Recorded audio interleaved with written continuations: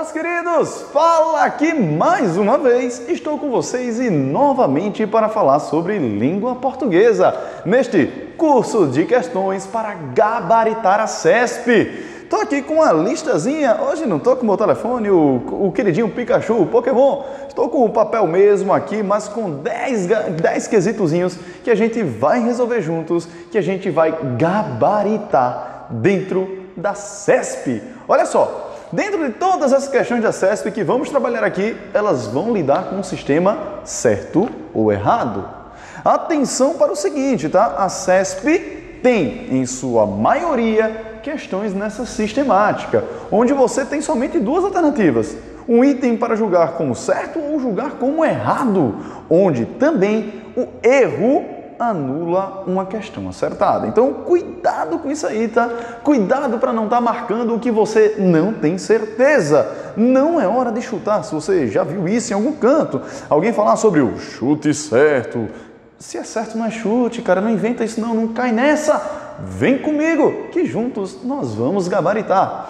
Olha só, sempre com textozinhos embasando os itens que vocês vão julgar. Muitas vezes um texto para mais de um item, poucas vezes, ou nem tanto assim, texto para cada item, onde vão julgar conteúdos distintos, tá? Vejam, a CESP, dentro do edital dela, ela cobra um certo número de conteúdos e cobra esses conteúdos. Não tem algo que não caia. Tem mais recorrente e menos recorrente, mas tudo cai. A gente tem que estar atento a isso e vamos pegar aqui questões sortidas, assuntos sortidos, mas me acompanha, tá? Outro pontozinho aqui que eu preciso lembrar a vocês é que dentro dessas gravações a gente tem tempo para fazer uma primeira leitura, ler o enunciado, voltar ao texto buscando aquilo que ele quer, interpretar, analisar, utilizar o quadro, mas lá no dia você vai ser mais prático do que isso, tá? Lá no dia, quando você estiver fazendo as questões dentro da sua prova, dentro do seu concurso, você vai estar preocupado em, primeiro, ler o enunciado. Só então você volta para o texto, se necessário for, pois muitas vezes não é. Muitas vezes ela recorta do texto o que ele vai pedir naquele item, e dentro dos aspectos gramaticais, aquilo ali é autossuficiente para que você responda à questão. Quando necessário for que você volte ao texto, você não precisou de uma primeira leitura, pois nesta que você já vai fazer, já buscará dentro do enunciado o que você precisa, já buscará dentro do texto, melhor dizendo, aquilo que o enunciado exige de você.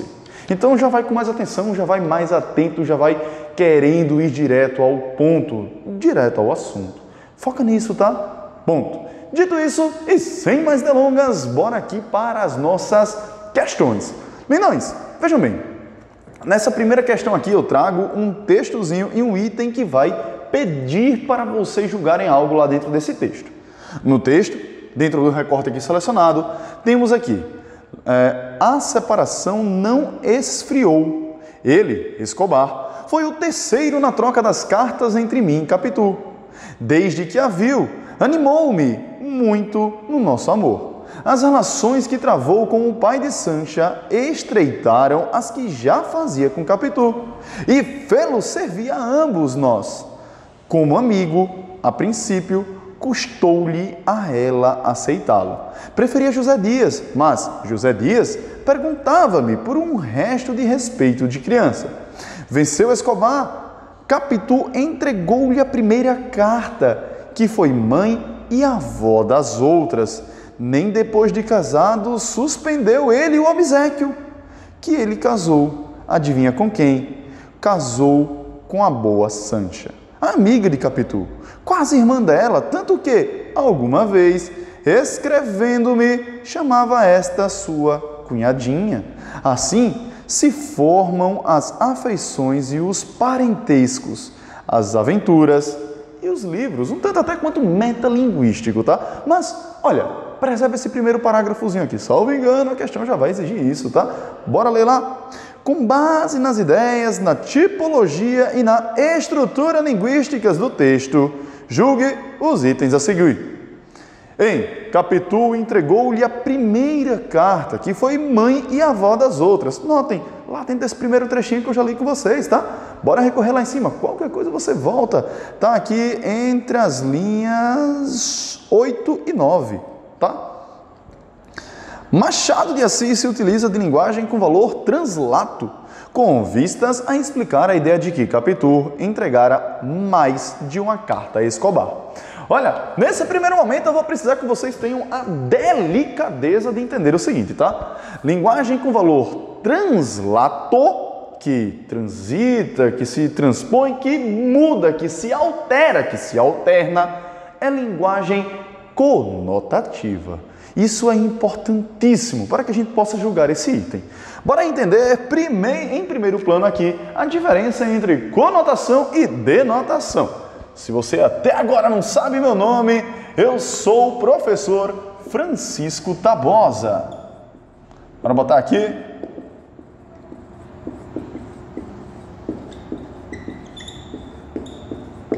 Bora lá, você me acha no Zap 99607-8791, você me acha no Instagram, você me acha no PHD, me busca aí, tá? Só não fica com dúvida, mas bora aqui, ó. Primeira coisa, conotação versus denotação. Sabe como é que você nunca mais vai errar isso aqui? Porque você vai lembrar que quando eu falo para vocês denotação, denotação, denotação, eu tenho D aqui, de dicionário. E sabe o que isso quer dizer? Que eu estou falando em linguagem literal. Que linguagem é essa? Literal. É a linguagem do dicionário. Um aspecto mais técnico, mais direto, o significado das palavras, dos termos, das expressões no vácuo. Sabe o que é isso? No vácuo, fora de contexto, é o sentido próprio que as palavras têm. Quando eu falo que a minha mãe tem 60 anos, o termo mãe refere-se exclusivamente ao sentido que você encontra lá no dicionário. É diferente, tá? Quando aqui, dentro do texto, você tem Capitu entregou-lhe a primeira carta, que foi mãe e avó das outras. Essa mãe ou essa avó aqui tem um sentido literal? Será que se eu abrir o dicionário e encontrar lá o sentido dessas palavras, substituir por um sinônimo, eu não prejudico o meu enunciado? Sim, eu prejudico, porque é sentido conotativo, é sentido interpretativo. Se o dicionário está para denotação, aqui dentro da conotação nós temos sentido interpretativo. Legalzinho? Ponto. Foca nisso. Outro ponto a ser considerado é o seguinte: sentido conotativo, sentido interpretativo é comum, tá? É bem próprio do nosso idioma. Isso faz parte de um fenômeno linguístico chamado polissemia. Poli, muitos, semia, sentidos. Os diferentes sentidos, significados que as palavras possam ter, que as palavras podem ter, melhor dizendo, tá? Em diferentes contextos, em diferentes expressões. Como exemplo da minha mãe, que tem 60 anos, e da Carta, que foi mãe e avó das outras. No entanto, da mesma forma que é comum, da mesma forma que isso é amplo no nosso idioma, é também uma demarcação da fala informal, da linguagem informal. Então, quando eu estou falando com vocês sobre conotação, eu estou falando também sobre a linguagem coloquial. Eita, Ciquinho, quer dizer que nunca dentro da linguagem formal eu vou poder ter uma conotação, uma figura de linguagem? Também não estou dizendo isso, não vamos ser extremos. A gente classifica a linguagem, seja ela formal ou informal, a partir da predominância. Se predominam elementos da fala informal, linguagem informal. Se predominam elementos da fala formal, linguagem formal. Bora voltar aqui para o enunciado. Em Capitu entregou-lhe a primeira carta, que foi mãe e avó das outras. Machado de Assis se utiliza da linguagem com valor translato, com valor conotativo, interpretativo. Sim, se utiliza sim. Com vistas a explicar a ideia de Capitu entregara mais de uma carta a Escobar. Olha, ela foi mãe porque dá origem a outra carta. Foi a primeira de uma outra que se sucede a partir dela. E foi avó, pois isso continua dando outras cartas. Então, sim, essa carta aqui que ela entrega foi mãe e avó porque antecede outras que ele também viera a entregar. nesse primeiro quesito está correto, tá? Entre o certo e o errado, você vai no certo sem medo de ser feliz, sem duvidar da tua resposta, já garantindo um ponto para você neste concurso, seja ele qual for.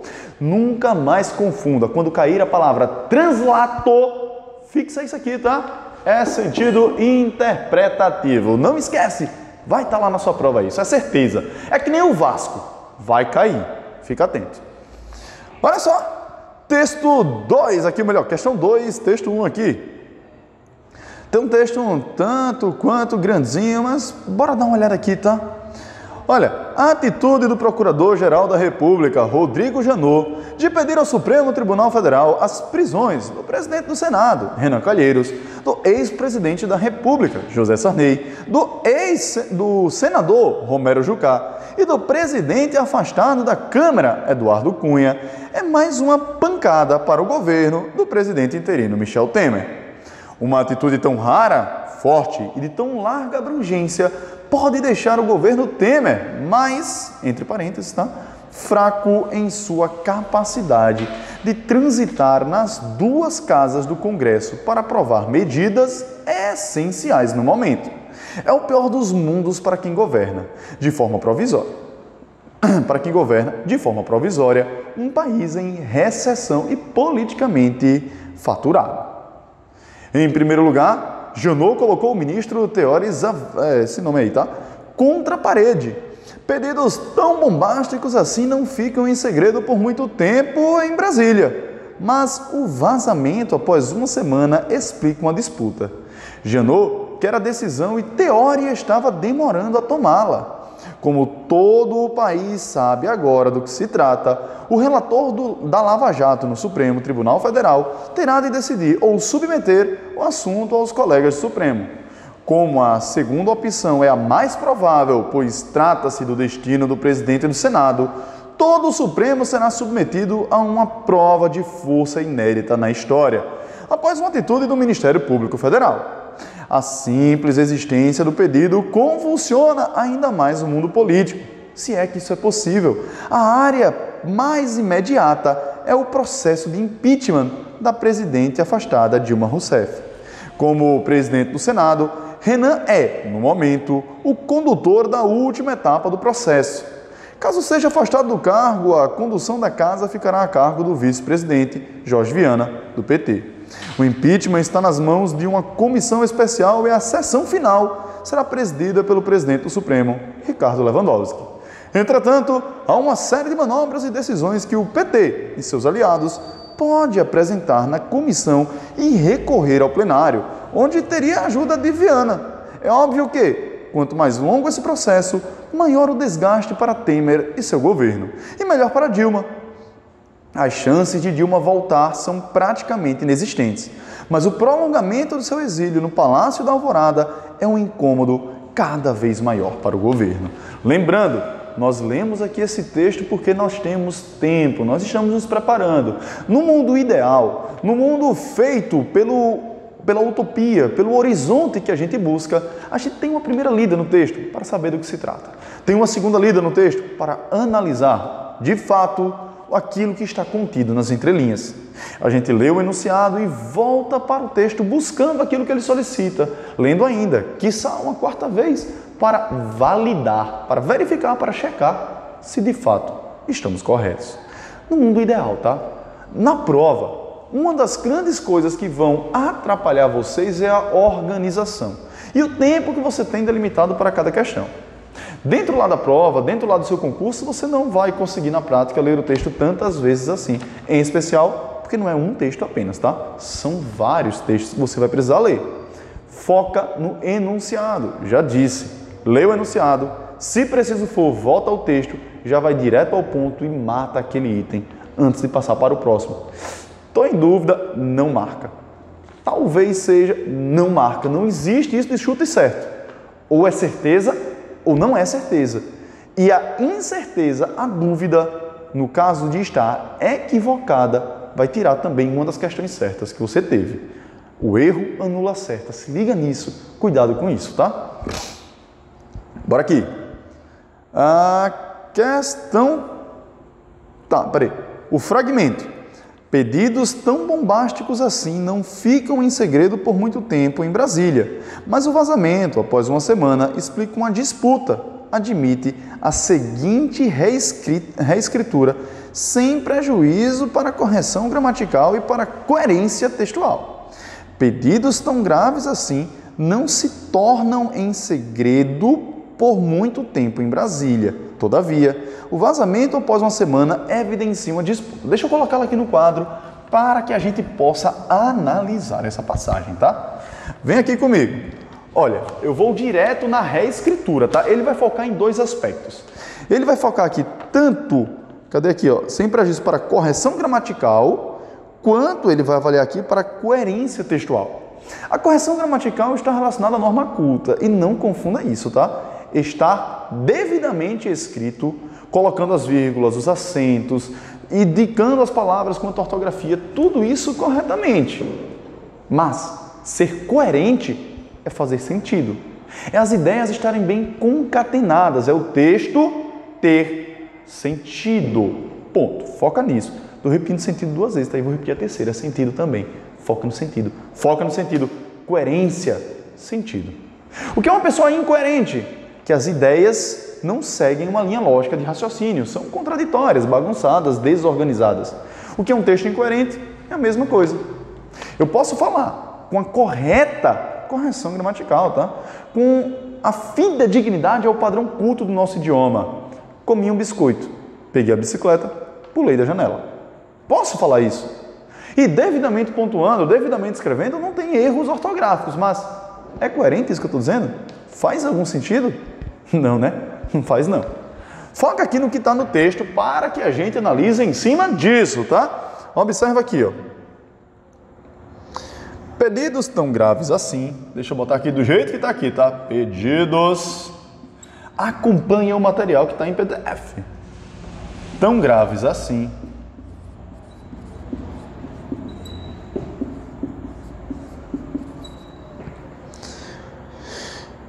Cadê? Deixa eu achar aqui. Pedidos tão graves assim, vírgula, não se tornam em segredo por muito tempo em Brasília. Não se tornam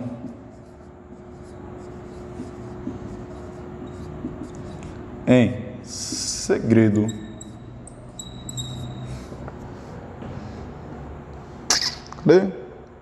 por muito tempo em Brasília.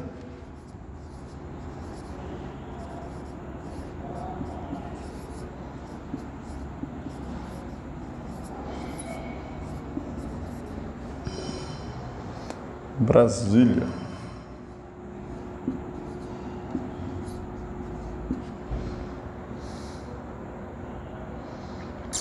Todavia,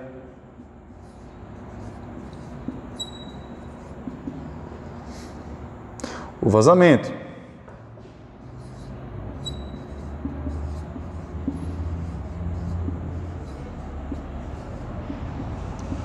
após uma semana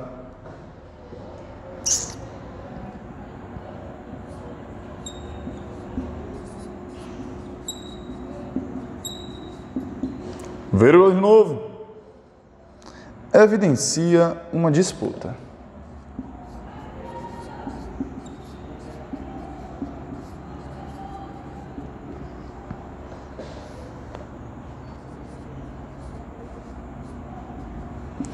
Olha, não confunda, tá? Eu já estou copiando aqui conforme ele sugere que seja reescrito. Eu já estou buscando aqui me aproximar daquilo que ele diz que está correto e que está coerente. Para dar uma analisada aqui. Qualquer análise sintática, Chiquinho, por onde é que eu começo? Meu Deus! Procurando os verbos. Olha, pedidos tão graves assim não se tornam verbo, tá? No infinitivo, tornar. Em segredo por muito tempo em Brasília. Todavia, o vazamento, após uma semana, evidencia, no infinitivo, evidenciar uma disputa. Olha, qualquer análise sintática na vida dos senhores que vocês precisem fazer, você começa identificando os verbos. É através deles que você encontra o sujeito. Aí às vezes eu pergunto na sala, como vocês iniciam uma análise sintática? Encontrando o sujeito. Sim, mas para isso você tem que encontrar o verbo, tá? Encontrou aqui tornar, ou melhor, não se torna. O adjunto adverbial, partícula passivadora, verbo tornar. Quem não se tornam? Não se tornam pedidos tão graves assim. Deixa eu fazer uma setinha aqui para que a gente possa identificar que isto, meus lindões, é o sujeito. Espera, pedidos tão graves assim não se tornam. Olha só, quando eu aprendi gramática, lá no ensino fundamental ainda, lá no ensino médio, e vocês também, a gente vê que entre o sujeito e o verbo não posso ter vírgula.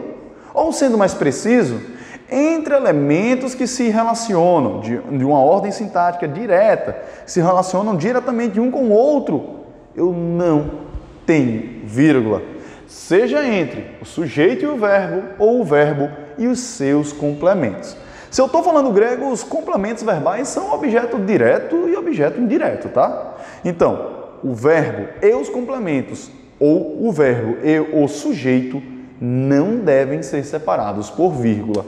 Essa que surge aqui está equivocada. Esse item já está errado, tá?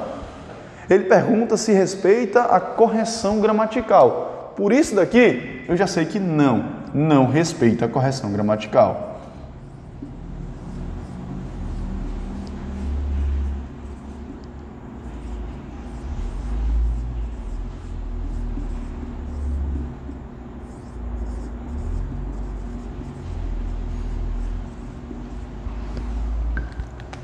Bora lá! Só que quando eu continuo aqui, não se tornam em segredo por muito tempo em Brasília. Todavia, é um elemento adversativo, então uma conjunção coordenada adversativa. Está correlacionando os períodos, tá? Chiquinha, mas ela está surgindo entre vírgulas, está funcionando aqui também como uma partícula expletiva, mas foca aqui no restante. O vazamento, após uma semana, evidencia uma disputa. Volta. Quem evidencia? O vazamento. Então veja, aqui eu tenho novamente o sujeito dessa segunda oração. Dentro desse período composto, tá? Dentro da segunda oração, eu tenho ali o sujeito. Ah, professor, mas tem vírgula também. Deixa eu mudar até a cor do piloto, tá? Tem vírgula também. Observa essa daqui. Observa essa outra daqui. Você acabou de dizer que não existe vírgula entre o sujeito e o verbo? Sim, como eu mostrei acima. Mas essas duas vírgulas aqui estão corretas. Essas vírgulas não surgem para separar o sujeito do verbo. Não se iluda, não se engane. O que é isso aqui, ó? Após uma semana.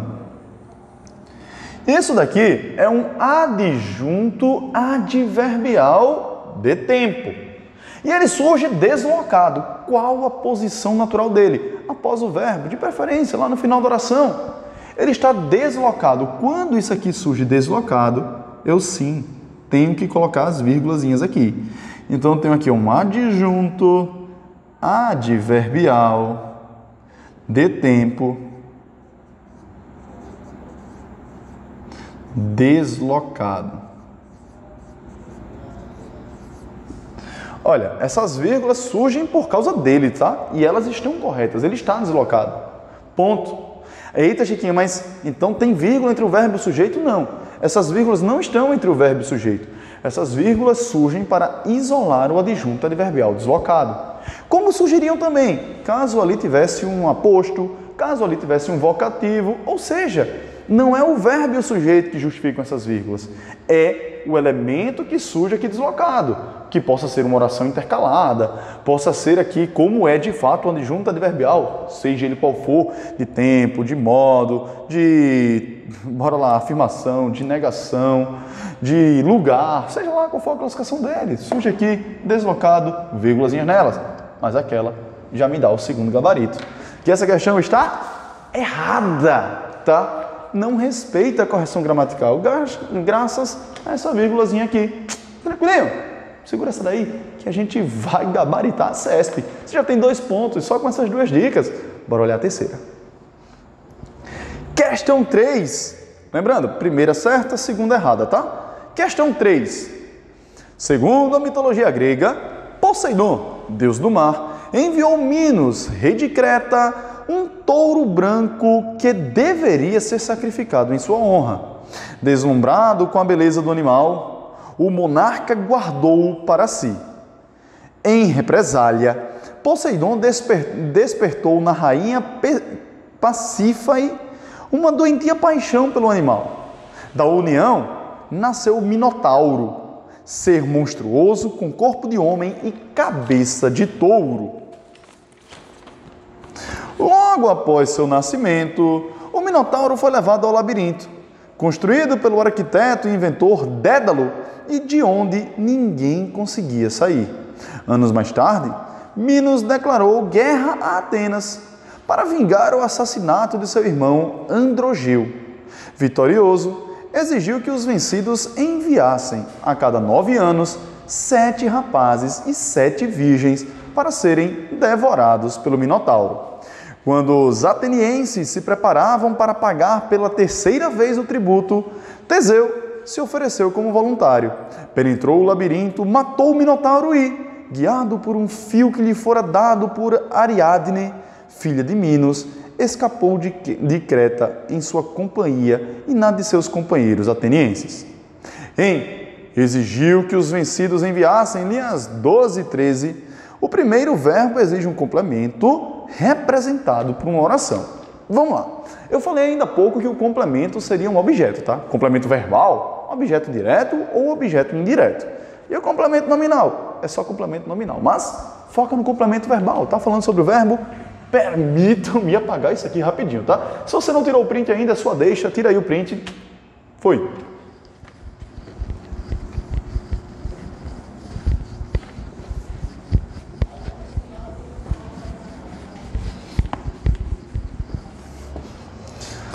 Bora lá, linhas 12 e 13, deixa eu voltar aqui e contar a linha. 1, 2, 3, 4, 5, 6, 7, 8, 9, 10, 11, 12. Cadê? Minos declarou guerra a Atenas para vingar o assassinato de seu irmão Androgeu.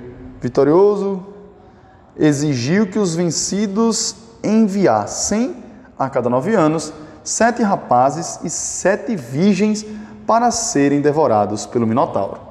Deixa eu copiar essa passagem aqui, tá? Anos mais tarde, vamos lá do iniciozinho do período. Chiquinho, mas não está falando das linhas 12 e 13? Sim. Porém, toda vez que você for analisar uma questão, em especial quando você tem a referência à linha, nunca foque apenas nela, tá? Volta lá para o iniciozinho do período. Como é que eu sei que o período começa? Após cada ponto final.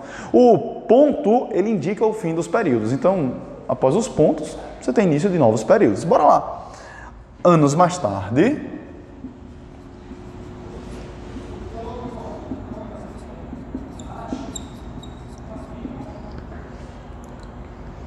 Minos declarou guerra a Atenas.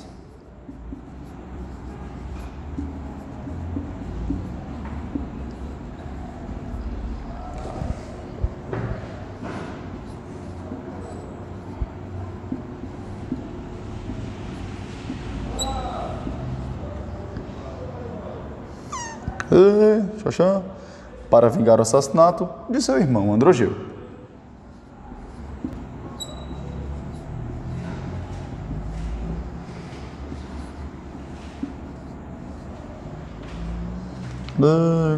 Assassinato.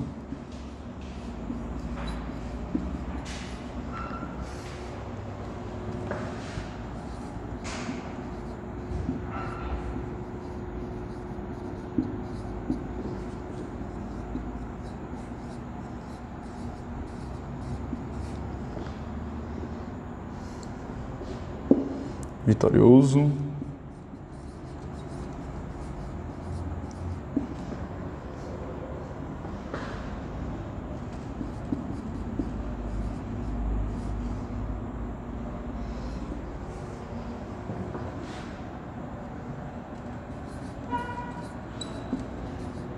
Exigiu que os vencidos enviassem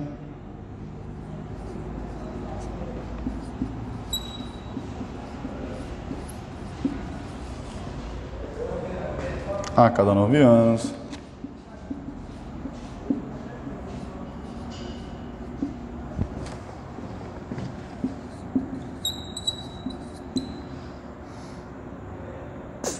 Sete rapazes e 7 virgens.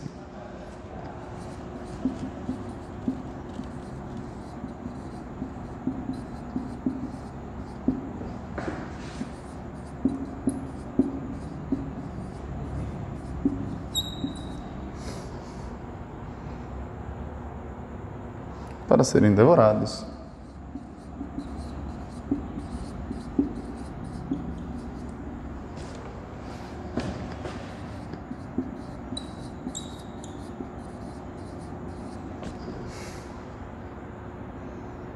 Pelo Natal.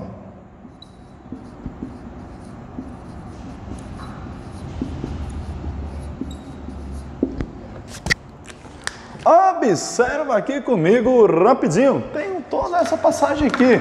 Notem a observaçãozinha que eu fiz. O ponto final indica o início de um novo período. O fim de um anterior, o início do novo período. Aí eu tenho aqui, ó. Bora acompanhar comigo. Vem com o titio. Vitorioso, vírgula, exigiu que os vencidos enviassem. Tá? Eu vou até apagar isso aqui, esse vitorioso.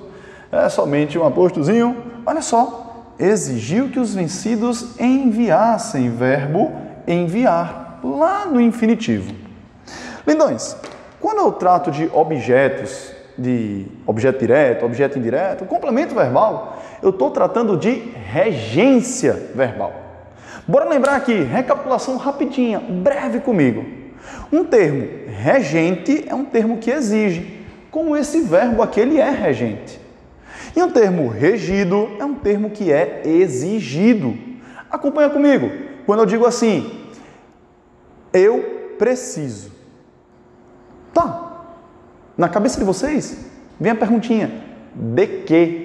Quem precisa, precisa de algo, de alguma coisa, de alguém. Notem, de, preposição obrigatória junto ao complemento, objeto indireto. Comi, o quê? Quem come, come algo, alguma coisa. Veja, eu não tenho a preposição. Se eu não tenho a preposição, mas eu tenho um complemento exigido, eu tenho um verbo transitivo direto. Notem, a criança chorou. Tá, chorou, pronto. Lasque-se. Chorou muito, adjunto adverbial de intensidade. Chorou logo cedo, adjunto adverbial de tempo. Chorou na escola, adjunto adverbial de lugar. Quem chora, chora. Não preciso de complemento. Notem que o famoso poeta português deu ao seu velho amigo de infância 2 longas obras. Quem dá, dá algo. Nessa minha oração, 2 longas obras. Mas quem dá, dá algo a alguém. A preposição obrigatória vai introduzir o objeto indireto ao seu velho amigo de infância. Objeto direto e objeto indireto, ambos estando presentes na frente do verbo, ou melhor, junto ao verbo, verbo bitransitivo ou transitivo direto e indireto. Notem que quando eu estou falando dessas formas, eu estou falando de verbos de ação, verbos significativos. Não falo do verbo de ligação. Você lembra dele também? Dizer assim, ó, estou feliz. Feliz é uma característica, estado ou qualidade do sujeito. Neste caso, oculto, estou feliz. Quem estou? Eu. Bom, estado, característica ou qualidade do sujeito, predicativo do sujeito. Estar não representa movimento, não representa ação. Estar é verbo de ligação. Se eu digo eu ando na sala, aqui na live de vocês, na aulinha de vocês aí, de um canto ao outro, andar aqui tem um sentido de movimento, é verbo de ação. Mas, se eu digo, eu ando cansado ou eu ando eufórico, cansado ou eufórico são características, estados ou qualidades do sujeito dessas orações. Esse andar cansado ou andar eufórico não é mais movimento. É sinônimo de estar. Logo, é também verbo de ligação. Dentro dos verbos de ação, aqueles que representam movimento, Eu tenho intransitivos, quando eles não precisam de complemento. Por exemplo, chorar, morrer, sorrir. Ou os transitivos. E dentro dos transitivos eu tenho 3 outras classificações. Direto, indireto e transitivo direto e indireto. O bitransitivo ele precisa de 2 complementos, sendo obrigatoriamente um objeto direto e um objeto indireto. O transitivo indireto só precisa de um complemento, mas esse tem que ser preposicionado. O transitivo direto, ele precisa de um único complemento, sem a necessidade de uma preposição antes dele. Notem o seguinte, ó, exigiu que os vencidos enviassem. Voltei para o meu verbozinho. Quem envia, envia algo, envia alguma coisa. Notem, a cada 9 anos é um adjunto adverbial de tempo, tá? Vou ignorá-lo. Adjunto adverbial não é termo integrante, não é termo essencial, é termo acessório da oração. Para vias de análise, eu vou ignorar ele. Enviassem o quê? 7 rapazes e 7 virgens para serem devorados pelo Minotauro. Olha só. Exigiu que os vencidos enviassem. O primeiro verbo exige complemento representado por uma oração. A cada 9 anos, exigiu que os vencidos enviassem. Exigiu, pulei ele aqui. Quem exige, exige algo, alguma coisa. Exigiu o quê?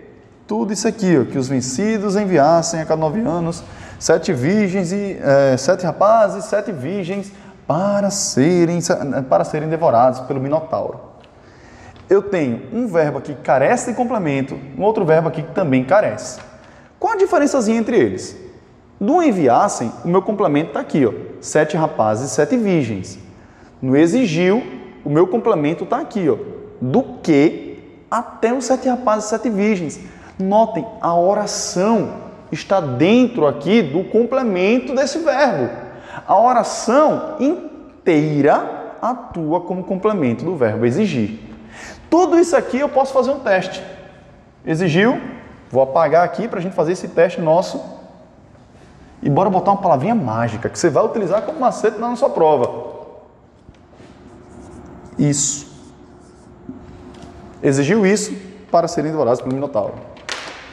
Exigiu isso. Substituiu, trocou, está lá, tem o mesmo sentido, tem a mesma função. Ou seja, aquela oração inteira era o objeto. O verbo exige complemento, o primeiro verbo exige complemento representado por uma oração. O primeiro verbo é exigir, sim. O complemento é uma oração, sim também, certo. 1, certo. 2, errado. 3, certo. Anota o gabarito aí, salva aí e encontro vocês na próxima aula. Beijão no coração, volto já já, dá play na próxima.